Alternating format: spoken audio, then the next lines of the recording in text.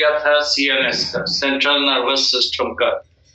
तो हम लोग उसमें बात कर रहे थे एम्ब्रियोनिक स्टेज में, एम्ब्रियोनिक एक्टोडर्म में mid dorsal side of the embryo, embryo के मिड डॉर्सल साइड, बीच में डॉर्सल साइड में आगे से पीछे तक एक एरिया डिफरेंशिएट होता है जिसको कहते हैं न्यूरल प्लेट, और यही न्यूरल प्लेट इनवेजिनेट करता है तो बनाता है न्यूरल ग्रुप, और दोनों मार्जिन फोल्ड जब फ्यूज करता है तो इट बिकम्स न्यूरल ट्यूब, और न्यूरल ट्यूब का ही आगे वाला हिस्सा ब्रेन बनाता है, पीछे वाला हिस्सा स्पाइनल कॉर्ड। पूरा प्रोसेस कहलाता है न्यूरोलेशन। नीट में क्वेश्चन भी आया था कि neural tube is, an answer was ectodermal इन और एसिड।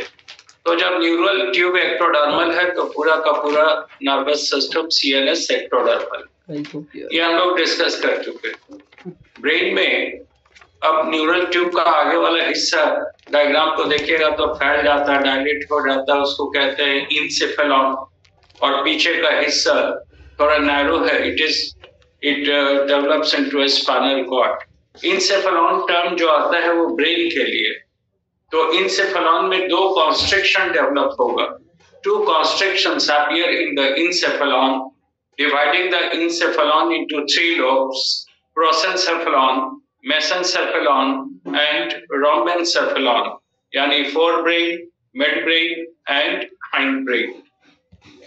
तो ये तो हम लोगों ने डिस्कस किया। अब इसके बाद आज जो हम लोग पहले डिस्कस करेंगे वो होगा मेनिंजेस। हम लोग जानते हैं कि सीएनएस अगर ब्रेन है तो brain is present within the cranium, brain box. Brain box it is the part of the skull, उसी को क्रैनियम भी कहते हैं। तो क्रैनियम के अंदर सुरक्षित है ब्रेन, और ब्रेन के नीचे स्पाइनल कॉर्ड है, वो सुरक्षित है with in the neural canal of the vertebral column. अब अगर ब्रेन मौजूद है क्रैनियम में, ब्रेन बॉक्स में, जो बोनी स्ट्रक्चर बोन का बना हुआ है, या स्पाइनल कॉर्ड मौजूद है वर्टिब्रल कॉलम के अंदर कैनाल में, न्यूरल कैनाल में, वो भी बोन का है, तो अगर डायरेक्ट फ्रिक्शन होगा नर्वस टिश्यू का with the outer cover that is bone, तो नर्वस टिश्यू डैमेज होगा, यानी ब्रेन का टिश्यू और स्पाइनल कॉर्ड का टिश्यू डैमेज होगा। तो उसको प्रोटेक्ट करने के लिए सीएनएस ब्रेन के बाहर या स्पाइनल कॉर्ड के बाहर कुछ लेयर्स होते हैं which are called meninges. Meninges are the layers or covers of the CNS. Brain को भी कवर करता है, स्पाइनल कॉर्ड को भी कवर करता है। तो इसी meninges को अभी हम लोग देख रहे हैं। तो यहाँ पे जैसे ये पार्ट है, मान लीजिए ये है बोन, अगर ये CNS, this one is CNS, अगर ये CNS ब्रेन है, अगर ये इसको ब्रेन मान लें सीएनएस को, तो आउटर कवर इज क्रैनियम, ये जो बोन लिखा है बोन हो जाएगा क्रैनियम, और सीएनएस है ब्रेन।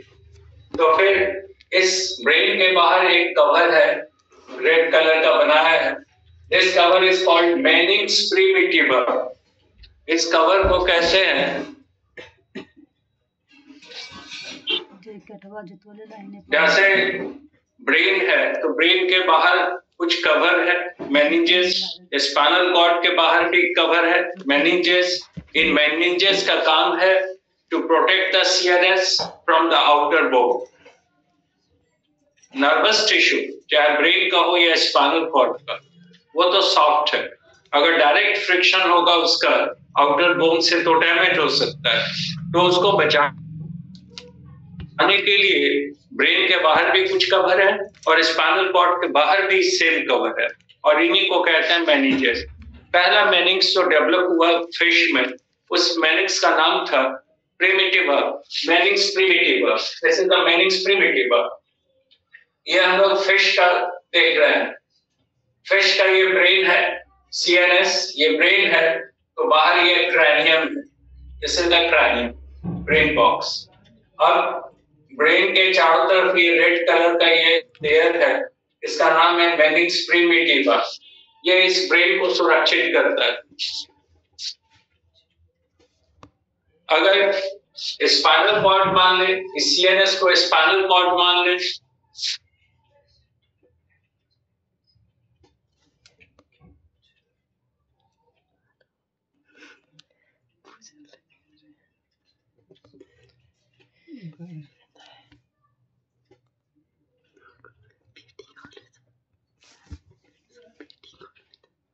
एक्चुअली आज नेटवर्क के कारण प्रॉब्लम हुआ है, कंफ्यूजन हुआ कुछ लोगों को, हो सकता है उसमें हो अभी नहीं आ पाए, इसलिए थोड़ा सा है प्रॉब्लम। संडे को नेटवर्क इधर का काफी बिजी रहता है, स्लो रहता है। एनीवे, तो हम लोग फिर डिस्कस कर रहे थे। फिर से देखिए, ये सीएनएस बनाया है ये डायग्राम में और बाहर ये बोन लिखा है। अगर ये सीएनएस ब्रेन मान लें इसको, ब्रेन का हिस्सा, तो बाहर का बोन हो जाएगा क्रैनियम, ब्रेन बॉक्स। और अगर इस सीएनएस को स्पाइनल कॉर्ड मान लें तो बाहर का कवर हो जाएगा vertebra. If the CNS is brain, the outer bone is cranium. If the CNS is a spinal cord, outer bone is vertebral column. अब इन दोनों के बीच एक रेड कलर का यहाँ पे आप देख रहे हैं स्ट्रक्चर, मेम्ब्रेन, ब्रेन को कवर कर रहा या स्पाइनल कॉर्ड को कवर कर रहा, और इस मेम्ब्रेन का नाम है मेनिंग्स प्रिमिटिवा। प्रिमिटिवा कहा इसलिए कि सबसे पहला मेनिंग्स आया। मेनिंग्स कह रहे हैं सिंगुलर, मेनिंजेस कहेंगे तो प्लूरल। तो meninges primitiva it is found in fishes. पहली बात क्रैनियाटा, जब हम लोग कहते हैं एक क्रैनियाटा और क्रैनियाटा, तो क्रैनियाटा ऐसा वर्टिब्रेट है जिसमें, ऐसा एनिमल है जिसमें क्रैनियम भी है, ब्रेन बॉक्स भी है और वर्टिब्रल कॉलम भी है, इसलिए क्रैनियाटा भी कहते हैं और उसको वर्टिब्राटा भी कहते हैं। तो क्रैनियाटा या वर्टिब्राटा एक ग्रुप है एनिमल्स का जिसमें दोनों चीज है, क्रैनियम भी है, ब्रेन बॉक्स और वर्टिब्रल कॉलम। यानी CNS, central nervous system, is completely protected within the axial bony structure. हम लोगों का बॉडी का एक्सिस बनाता है क्रैनियम और वर्टिब्रल कॉलम, और उसी के अंदर ये सीएनएस पूरा सुरक्षित है। तो एक क्रैनियाटा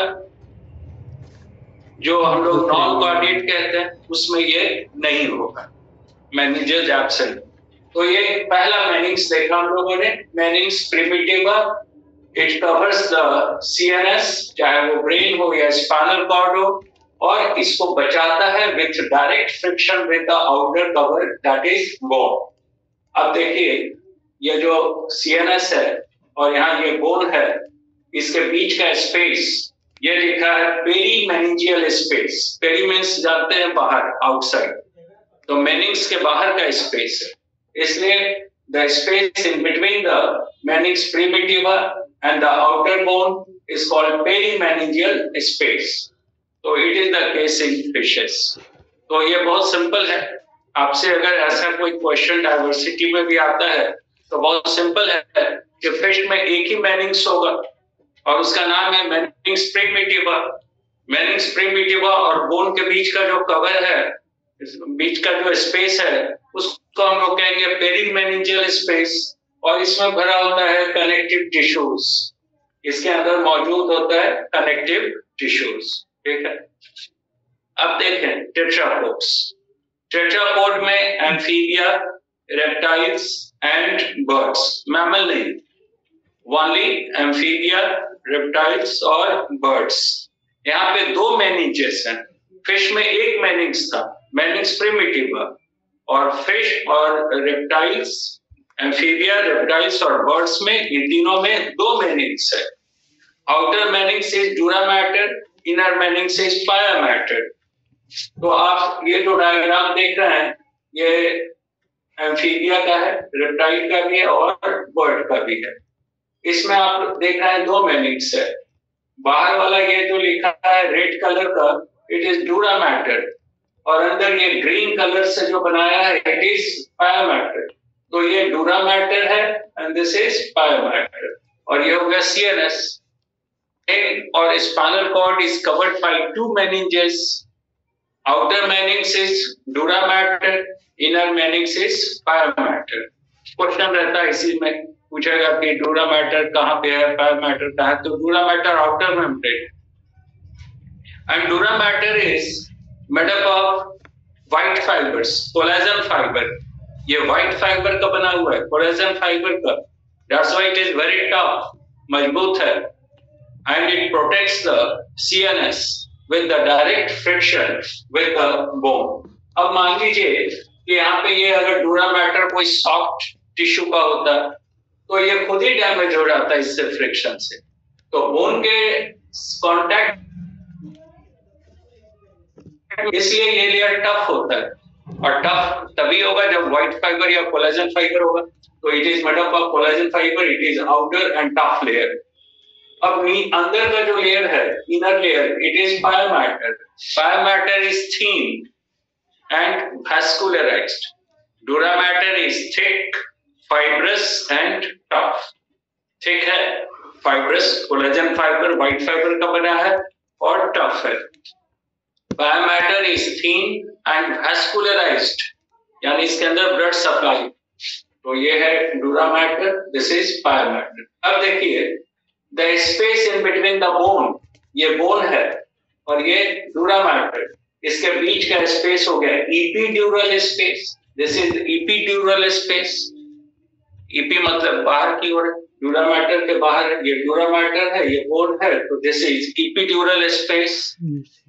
तब ये वाला जो स्पेस है जो डूरा मैटर के नीचे है, तो इसका नाम देंगे सबड्यूरल स्पेस. तो यहाँ पे एक स्पेस था, पेरीमेनिंजियल स्पेस. यहाँ पे दो स्पेस है. The space in between the dura mater and the outer bone is the epidural space. It is filled with the connective tissue, whereas the space in between the dura mater and inner pia mater is the subdural space. It is filled with the CSF, cerebrospinal fluid.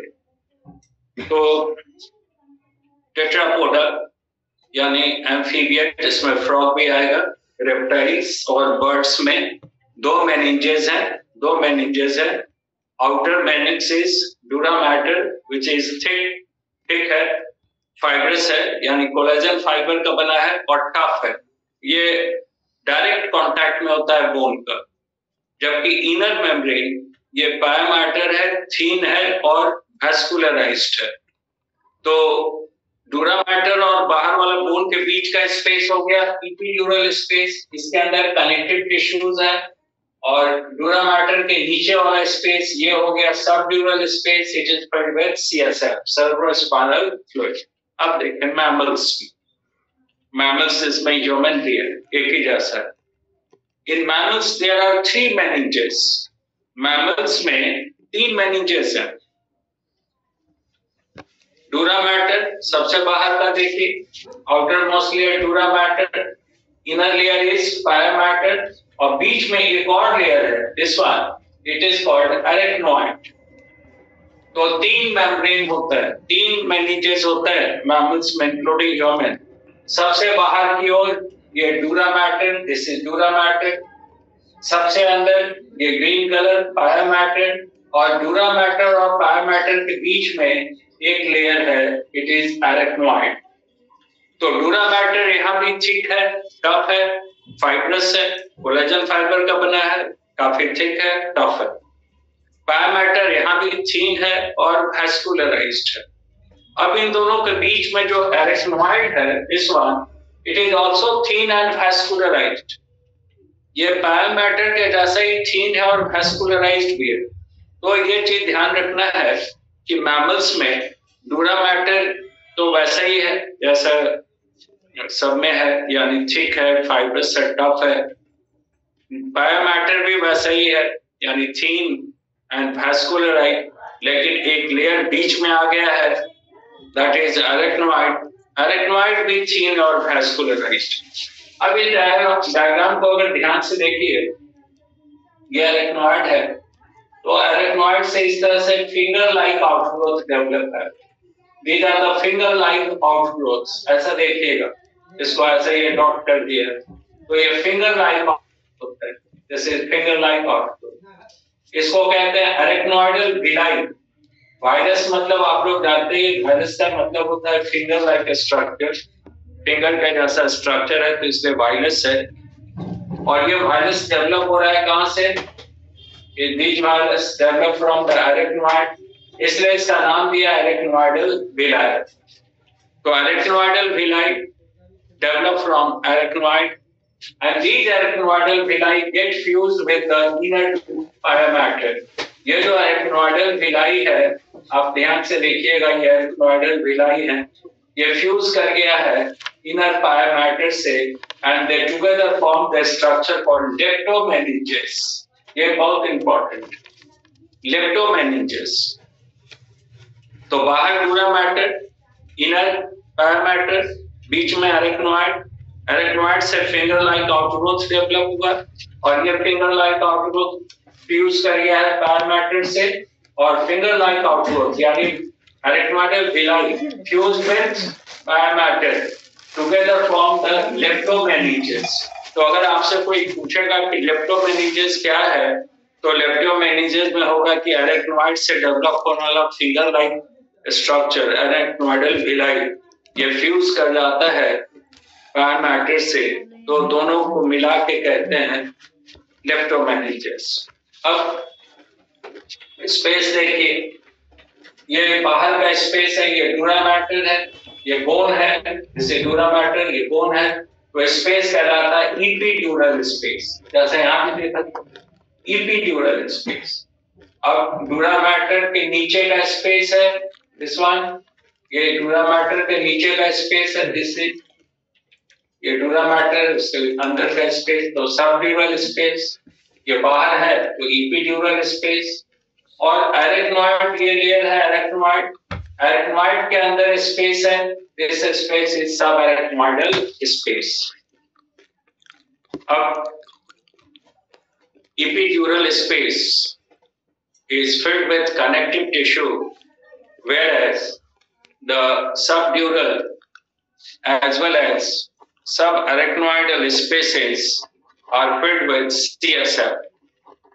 epidural space में मौजूद होता है connective tissue, जबकि subdural और अरेक्नोइडल spaces में मौजूद है CSF, cerebrospinal fluid.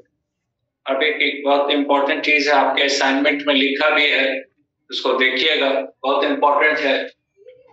अगर ये ब्रेन है, अगर ये स्पाइनल कॉर्ड है, ये CNS इसको मान ले spinal cord, this is spinal cord, तो बाहर का स्ट्रक्चर हो गया बोन। अगर ये स्पाइनल कॉर्ड है तो बाहर का बोन हो गया vertebra. If it is spinal cord the outer bone is vertebra. तो स्पाइनल कॉर्ड वाले हिस्से में epidural space is present. Epidural space जो है वो मौजूद होता है in the region of spinal cord, but in the region of brain, brain के हिस्से में the dura mater is completely fused with the outer cranium to form the common structure called endorachis. बहुत इंपॉर्टेंट चीज है ये जो epidural space है, यानी space in between the dura mater and the outer bone is present in the region of spinal cord. Spinal cord वाले हिस्से में epidural space है और उसमें भरा है कनेक्टिव टिश्यू। लेकिन अगर ब्रेन की बात करेंगे तो वहां पे डूरा मैटर ब्रेन के क्रैनियम के बोन से फ्यूज कर जाता है। क्रैनियम का जो बोन है उसके साथ ये फ्यूज कर जाता है डूरा मैटर, यानी हम लोगों का जब क्रैनियम या ब्रेन बॉक्स निकाला जाएगा तो उसके साथ चिपका होगा डूरा मैटर, दोनों के बीच में कोई स्पेस नहीं होता है। So when the dura mater is completely fused with the cranial bone, they together form the structure called endorachis. So endorachis what you पूछेगा तो it is found only in the region of mammalian brain. Spinal cord में epidural space है, वहाँ fusion नहीं है। dura mater वहाँ vertebra के bone से फ्यूज नहीं है, वहाँ उसके अंदर CS कनेक्टिव टिश्यू है, लेकिन ब्रेन वाले हिस्से में इट इज फ्यूज्ड, तो एंडोरैचिस कहलाता है। तो दो टर्म आपको इसमें मिल रहा है ब्रेन में, मैमल या ह्यूमन में, इसके मेनिंजेस से रिलेटेड। एक तो लेप्टोमेनिंजेस, लेप्टोमेनिंजेस पूछेगा तो arachnoidal villi fused with the pia mater, तो दोनों मिलकर बनाता है लेप्टोमेनिंजेस। एंडोरैचिस पूछेगा तो outer dura mater fused with the cranial bone, outer dura mater cranial bone से पूरा फ्यूज कर गया तो स्ट्रक्चर होगा एंडोरैचिस। तो ये दो चीज है। अब ये जो मेनिंजेस हम लोग देख रहे हैं, तो फिर से देख लीजिए, single meninx, it is called meninx primitiva, is found in fishes, whereas there are two meninges, outer dura mater and inner pia mater in amphibia, reptiles and birds, whereas in mammals including human there are three meninges, outer dura mater, inner pia mater and the middle arachnoid. Dura mater is thick, fibrous, whereas the dura pia mater and the arachnoid are thin and vascularized. अब यहाँ पे बताया था arachnoid से finger like structure develop हो रहा है, अरेक्नॉइडल villi, they are fused with the inner pia mater and they together form leptomeninges. अब स्पेस, ये जो epidural space है, it is absent in the region of brain but present in the region of spinal cord filled with connective tissue. ये subdural space है filled with CSF, और ये subarachnoidal space, it is also filled with CSF. तो ये तो हम लोगों ने मेनिंजेस डिस्कस कर लिया। तो मेनिंजेस का काम होता है प्रोटेक्शन का, लेकिन अगर मेनिंजेस में कोई प्रॉब्लम आ जाए, कोई इन्फेक्शन हो जाए, इसी तरह का कोई भी इन्फेक्शन हो जाए, इन्फ्लामेशन हो जाए, तो कंडीशन कहलाता है मेनिंजाइटिस।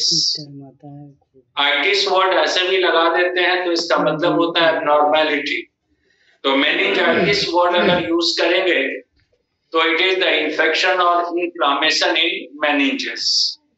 अब उसका कोई भी कारण हो सकता है, it may be due to any viral infection और ड्यू टू एनी, कुछ भी हो सकता है, तो उसमें वो, उससे हम लोग को नहीं मतलब है, लेकिन अगर कोई प्रॉब्लम आ गया तो इट इज कॉल्ड मेनिंजाइटिस। तो ये डिस्कस करेंगे। अब देखिए, हम लोगों के ब्रेन के अंदर स्पेस है, जैसे कहा था कि brain is made up of neural canal. Neural canal का बना है, तो देख सकते हैं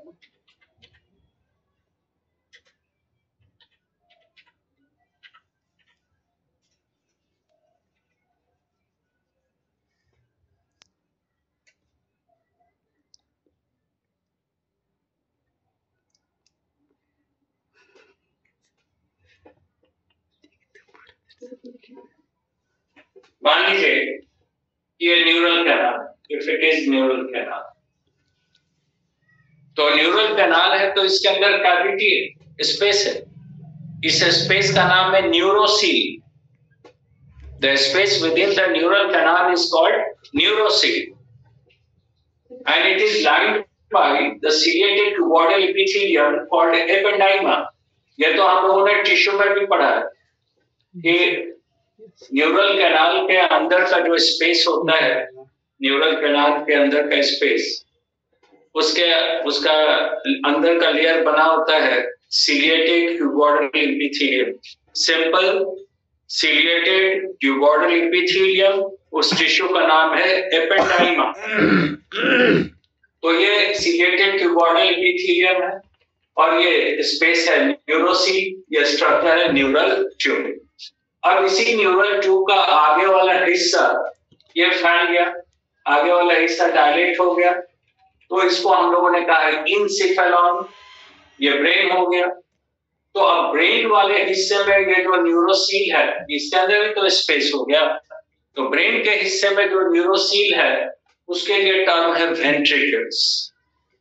the neurocoel in the region of brain is called ventricle, whereas the space within the spinal cord is called central canal. तो यही न्यूरोसिल ब्रेन वाले हिस्से में, ब्रेन के अंदर, इसका नाम हो जाएगा वेंट्रिकल, और यही न्यूरोसिल स्पाइनल कॉर्ड के अंदर है तो उसका नाम है central canal. Both are lined by ciliated cuboidal epithelium called epididyma and both are filled with the fluid called CSF. दोनों के अंदर फ्लूइड भरा होता है, सेरेब्रोस्पाइनल फ्लूइड। अब यह अलग बात है कि इसे इंसेफेलॉन में दो कॉन्स्ट्रिक्शन या खांच डेवलप होगा तो फिर ये 3 लोब में बढ़ जाएगा, forebrain, prosencephalon, midbrain, mesencephalon, hindbrain, रॉमेंसेफेलॉन।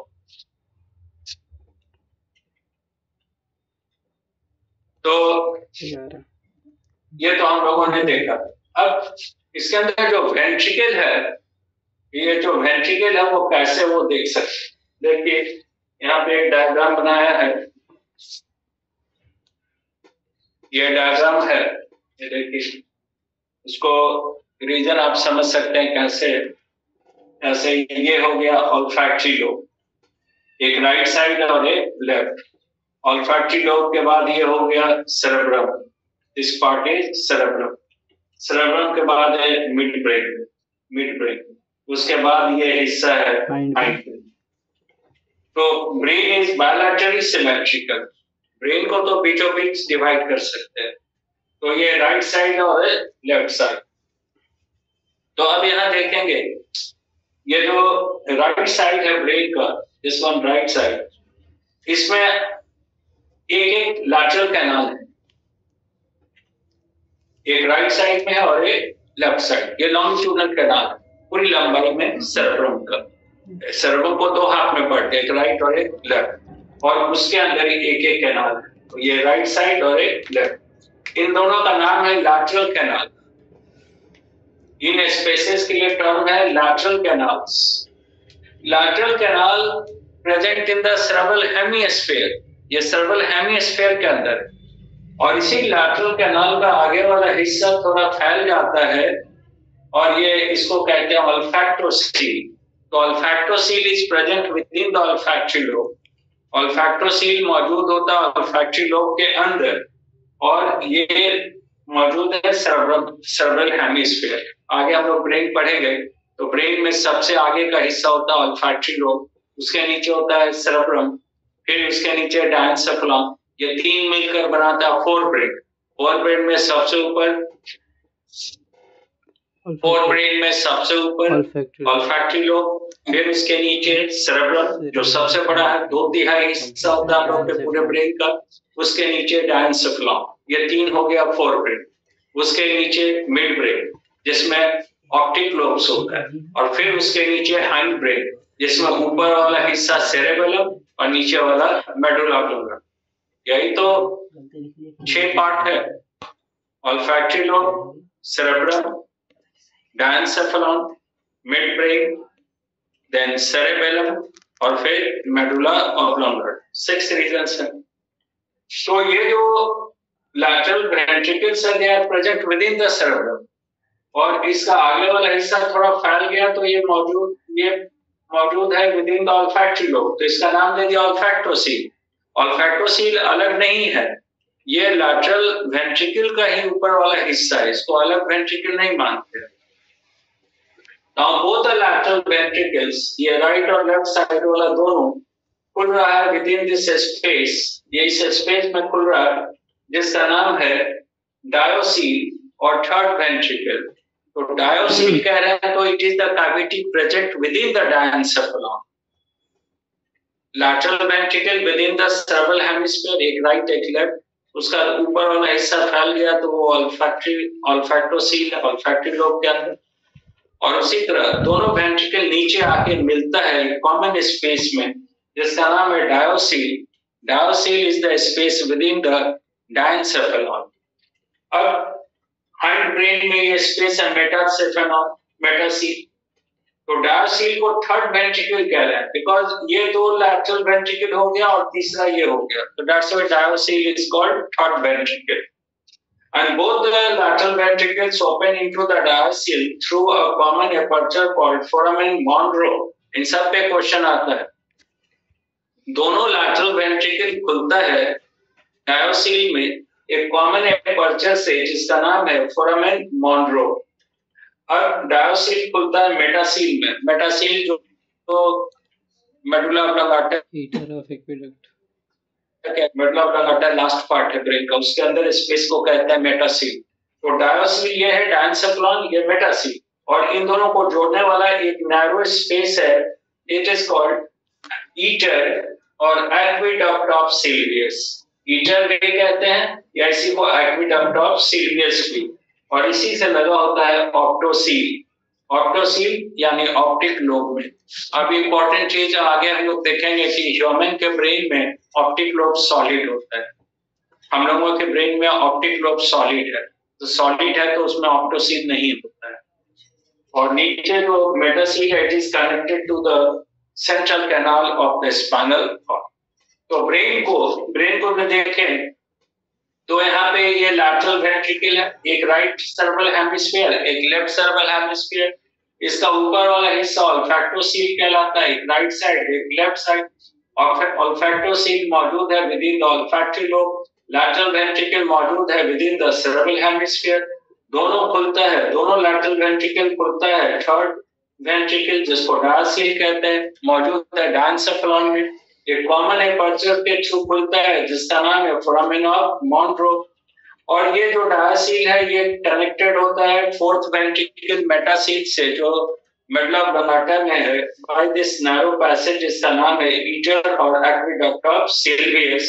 और इसी में अगर ऑप्टोसील है, कहीं पे ऑप्टिक लोब के अंदर स्पेस है तो ऑप्टोसील, तो वो इसी ईटर में खुलेगा।